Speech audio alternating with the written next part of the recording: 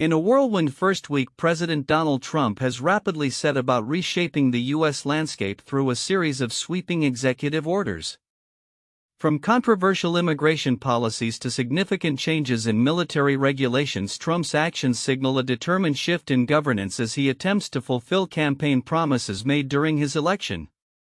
Beginning on January 20, Trump wasted no time in signing a multitude of executive orders aimed at dismantling the policies of the previous administration. Within just 7 days, he implemented directives that touch upon critical areas such as immigration reform, climate policy, and federal funding, effectively placing his stamp on the administration's agenda. According to NPR, Trump's actions included memoranda and proclamations that will likely face legal challenges, particularly his contentious attempt to revoke birthright citizenship. Among the most immediate repercussions of Trump's executive actions is the freeze on almost all federal grants and loans. This halt, mandated by a memo from the White House Office of Management and Budget, aims to ensure that federal spending aligns with Trump's conservative policy objectives. Senators Tim Kaine and Mark Warner decried the freeze as reckless and illegal, warning that it could jeopardize crucial infrastructure projects and disaster recovery efforts that rely on federal funding. In a joint statement, they emphasized the far-reaching consequences of this decision, particularly in states like Virginia, where federal dollars play an integral role in community development. As the administration pushes forward, immigration enforcement agencies are ramping up operations, planning to conduct raids in major cities weekly. Reports indicate that the Trump administration has set ambitious quotas for arrests, further intensifying the ongoing debate over immigration policy. These operations come on the heels of a significant number of arrests in cities like Chicago and New York, raising alarms among advocates for immigrant rights who fear for the safety of undocumented individuals and their families. In parallel to these efforts, Trump has taken decisive steps to reshape military policies regarding transgender service members. His latest executive orders focus on revising the Pentagon's approach to inclusivity, signaling a rollback of protections previously afforded to transgender personnel. Trump stated his intentions clearly, asserting, "To ensure we have the most lethal fighting force in the world, we will get transgender ideology the hell out of our military." This sentiment has drawn sharp criticism from LGBTQ+ advocacy groups, who argue that the readiness and capabilities of transgender service members are on par with their counterparts. Moreover, Trump's administration is actively targeting diversity, equity, and inclusion initiatives across the federal government and military. The president's commitment to eradicating what he refers to as lawless diversity, equity, and inclusion nonsense policies has prompted significant pushback from those who argue that such initiatives are essential for fostering a diverse and effective workforce. As these developments unfold, the political landscape remains charged with Democrats grappling to respond to Trump's assertive approach. House Minority Leader Hakeem Jeffries has urged party members to focus their messaging on economic issues rather than get lost in the myriad controversies surrounding Trump's actions. This strategy aims to resonate with voters amid a rapidly changing political environment. Looking ahead, Trump's administration seems poised to continue its aggressive pursuit of a conservative agenda, with executive orders likely to keep flowing. The implications of these decisions will be felt across various sectors, from international aid to civil rights, shaping the discourse around governance in America for the foreseeable future. As both supporters and critics brace for what lies ahead, the unfolding narrative of the Trump administration is sure to captivate and polarize the nation. In a striking escalation of tensions between former President Donald Trump and California officials, Trump claimed on Monday night that U.S. military troops had been deployed to turn on the water flowing from the Pacific Northwest into California. This statement, made on his social media platform Truth Social, was quickly refuted by state authorities, who emphasized that the military had not entered the state and that federal water pumps had simply been restarted after a brief maintenance period. The backdrop of this controversy stems from Trump's ongoing criticism of California's water management policies, particularly as the state grapples with both drought conditions and the aftermath of devastating wildfires. In his post, Trump described the water flow as abundant and suggested that the military intervention was a necessary measure under emergency powers. However, the California Department of Water Resources clarified that not only had the military not intervened, but state water supplies in Southern California were actually plentiful. This exchange follows Trump's executive order issued last week, which aims to increase water deliveries in California by directing federal agencies to override state policies perceived as barriers to maximizing water flow. The order specifically targets the Central Valley Project, which is crucial for transporting water from the Sacramento-San Joaquin River Delta to agricultural areas in the state. Trump has criticized Governor Gavin Newsom's administration for what he deems disastrous policies and has linked perceived water shortages to the state's ability to combat wildfires effectively. The Association of California Water Agencies, responding to Trump's claims, pointed out that reservoir levels in the state are currently at or above average, largely due to proactive water management strategies implemented in recent years. Furthermore, experts in water management contend that the availability of water is not the issue when it comes to firefighting efforts, rather the logistics of water distribution, particularly in areas like Pacific Palisades where local hydrants lost pressure during the recent wildfires, pose significant challenges. State officials, including Senate Pro Tem Mike McGuire, dismissed Trump's statements as misinformation, underscoring that water from the Pacific Northwest does not flow into California's Central Valley. They reiterated that federal water pumps were merely being brought back online after maintenance. The governor's office also underscored that current pumping levels are consistent with those allowed under previous Trump-era policies, asserting that there is no actual water shortage in Southern California. In conjunction with the water policy disputes, Trump has also initiated a broader ideological review of federal spending, pausing federal loans and grants as part of a strategy to align government resources with his administration's conservative priorities. This freeze could ripple through various sectors affecting healthcare, education, and more, and has drawn immediate backlash from Democratic leaders who have labeled the action as both reckless and illegal. As the conflict over water policy unfolds, it raises significant questions about the future of federal-state relations in California, particularly concerning environmental regulations and natural resource management. Trump's insistence on revising policies to promote agricultural interests and his confrontational stance towards state leadership suggest that the battle over California's water resources is far from over. As the situation develops, observers will be closely watching how these tensions affect both local water management strategies and broader federal funding initiatives. In a striking return to the political landscape, President Donald Trump has quickly made his mark in his second term by signing a series of executive orders that signal a firm pivot away from the policies of his predecessor Joe Biden. Within just 1 week of taking office, Trump has unleashed a torrent of directives that not only reshape the military's stance on diversity and inclusion but also attempt to redefine gender norms in federal policy. On January 20, Trump's administration hit the ground running, signing executive actions that cover a wide array of contentious issues, including immigration, climate policy, and healthcare. Among the most significant of these actions is the reinstatement of a ban on transgender individuals serving in the military, a move that echoes a policy from his first term. This decision, encapsulated in the order titled Prioritizing Military Excellence and Readiness, aims to prohibit transgender individuals from enlisting and restrict those already serving from transitioning. Critics of the order argue that it undermines the contributions of thousands of transgender service members who have served honorably. "I just want to continue serving," said Emily Schilling, a transgender Navy commander and advocate for trans service members. "Since coming out as transgender in 2019, I've served with distinction, earning a promotion with distinction as the top officer in my community." The order also mandates that the Defense Department update its medical standards and eliminate the use of non-binary pronouns within military settings, a move that has drawn sharp criticism from LGBTQ advocates who argue it ignores the realities of gender identity. In addition to military policy changes, Trump has made it clear that dismantling diversity, equity, and inclusion (DEI) programs is a top priority.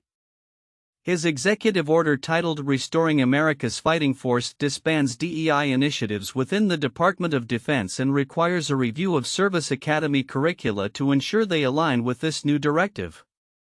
Secretary of Defense Pete Hegseth reinforced this message, declaring on social media that no more DEI at a Department of Defense would be tolerated.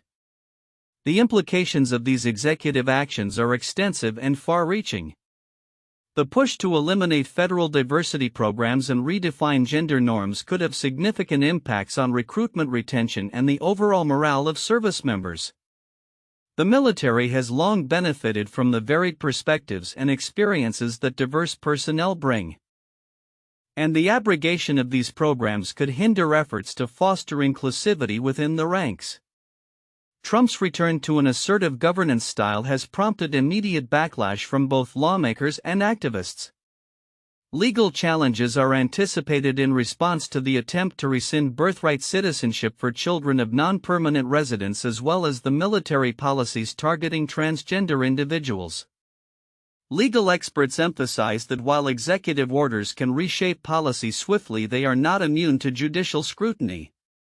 As the administration pushes forward with this ambitious agenda, the long-term effects on military cohesion and public perception remain to be seen.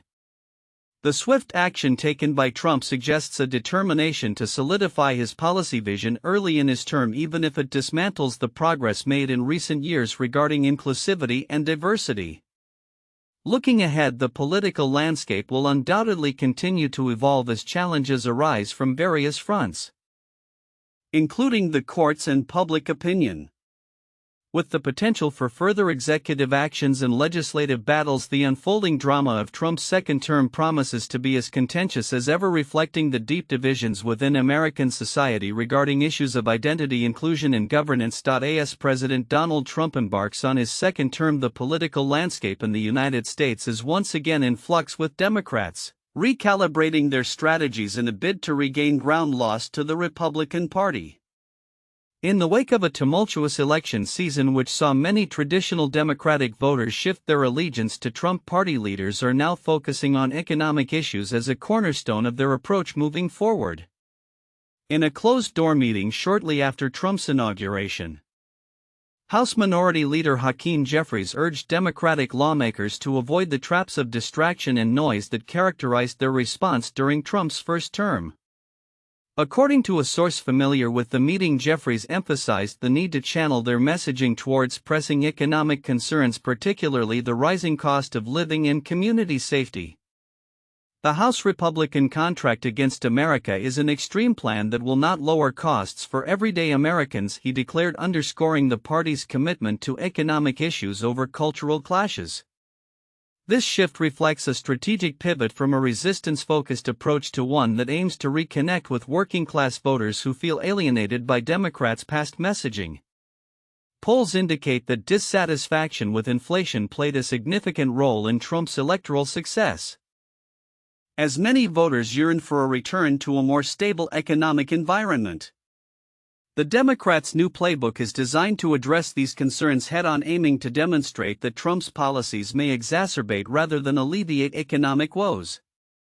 Senator Adam Schiff, a prominent figure during the first impeachment of Trump, echoed Jeffries' sentiments, stating that the party must be selective in its battles.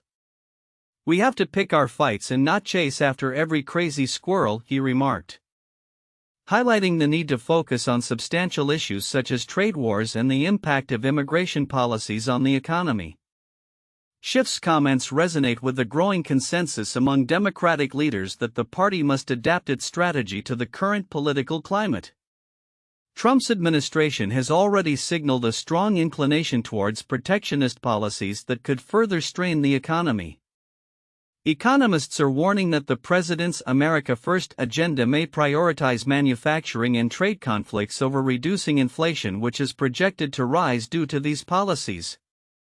Adam Posen, director of the Peterson Institute for International Economics, cautioned that Trump's focus on tariffs and immigration restrictions could lead to increased costs for consumers, a scenario that could jeopardize the economic stability many Americans seek. Moreover, the implications of Trump's immigration policies could extend beyond just border control. With the construction and agricultural sectors heavily reliant on immigrant labor, any mass deportations could exacerbate worker shortages, ultimately leading to higher wages and increased prices for goods and services. Sherwin Loudermilk, a real estate developer, noted that a lack of labor could create a void that drives up costs across various industries. As Democrats hone their focus on the economic challenges facing average Americans, they are also preparing to confront the potential fallout from Trump's proposed tax cuts and spending initiatives. Recent reports indicate that Republicans are drafting a party-line bill that could significantly cut safety net programs, raising concerns among Democrats about the impact on middle-class families. Senate Minority Leader Chuck Schumer criticized Trump's cabinet, suggesting that the administration's wealthy appointments indicate that the interests of the middle class are at risk. In this charged atmosphere, the Democratic Party faces the daunting task of reclaiming the trust of disillusioned voters while crafting a cohesive economic message that resonates across diverse demographics.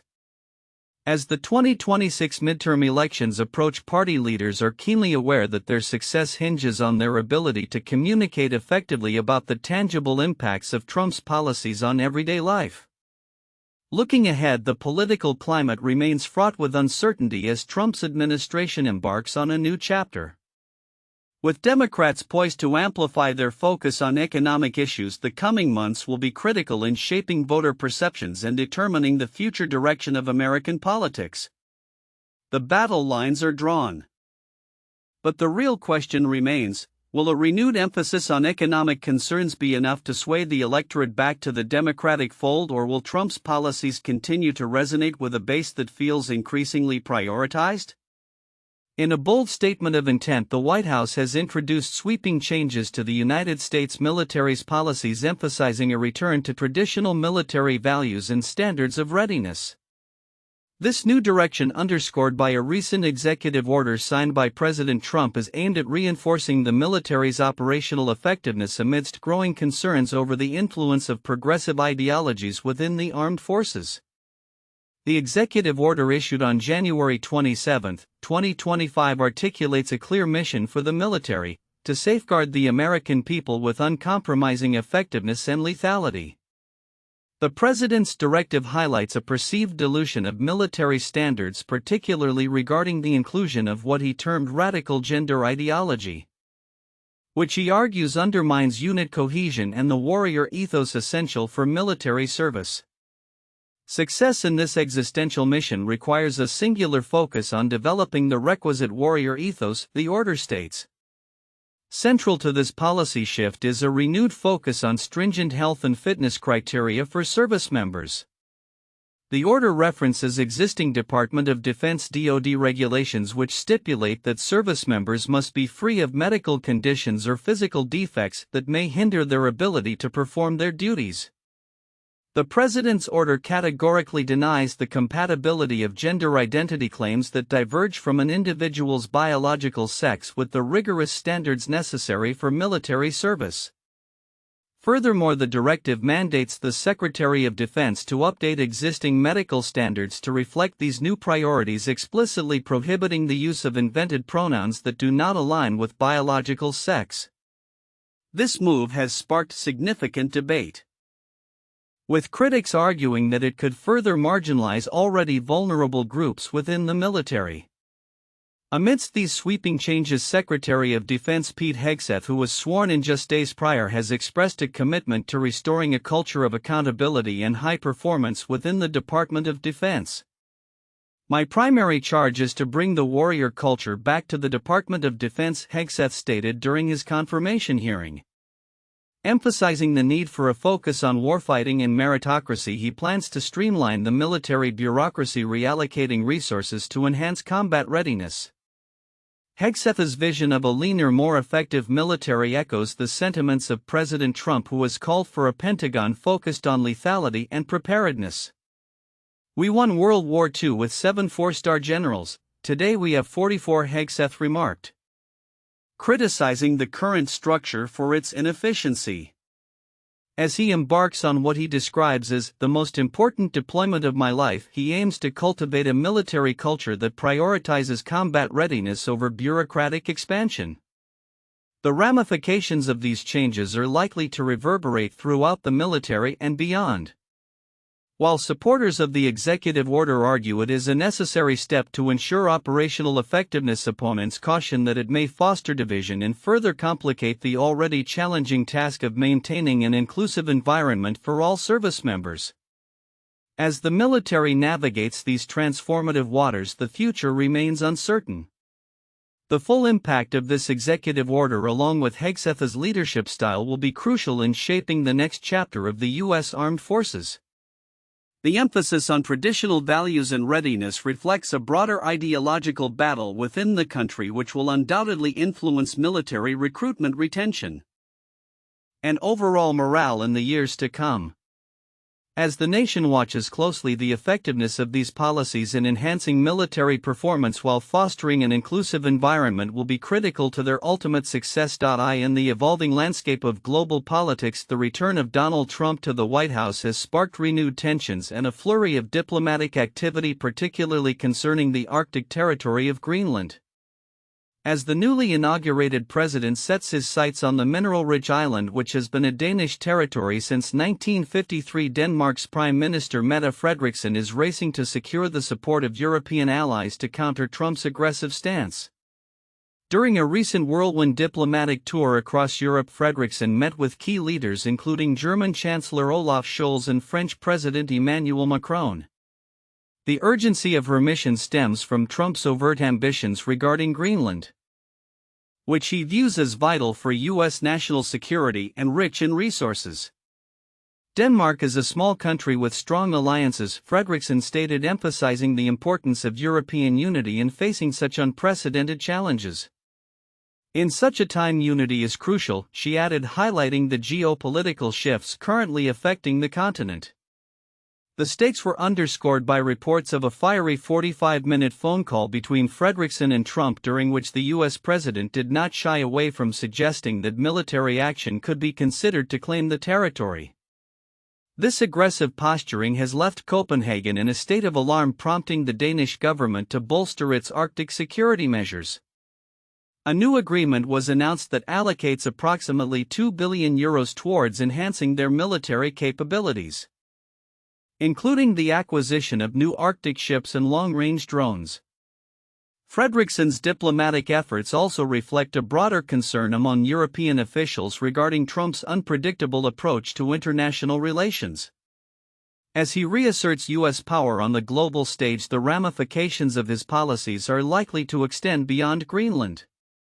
As evidenced by his recent threats to Colombia regarding tariffs and deportations, Trump appears to be leveraging economic pressure as a means to achieve his foreign policy goals, a tactic that raises alarms about the potential for a more transactional and confrontational U.S. stance.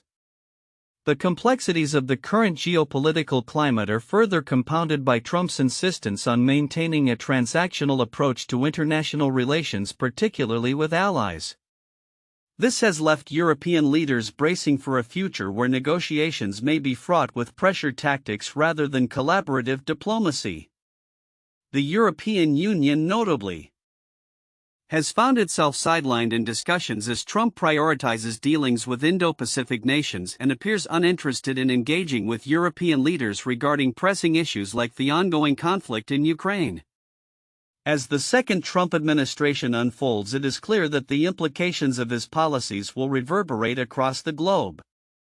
The recent developments surrounding Greenland serve as a poignant reminder of the precarious nature of international diplomacy under his leadership. The question remains, how will European nations navigate this tumultuous terrain, especially as they grapple with their own security concerns and the need for a unified front against external threats? Moving forward, the ability of Denmark and its allies to adapt to a potentially more aggressive U.S. foreign policy will be crucial in maintaining stability in a rapidly shifting world order.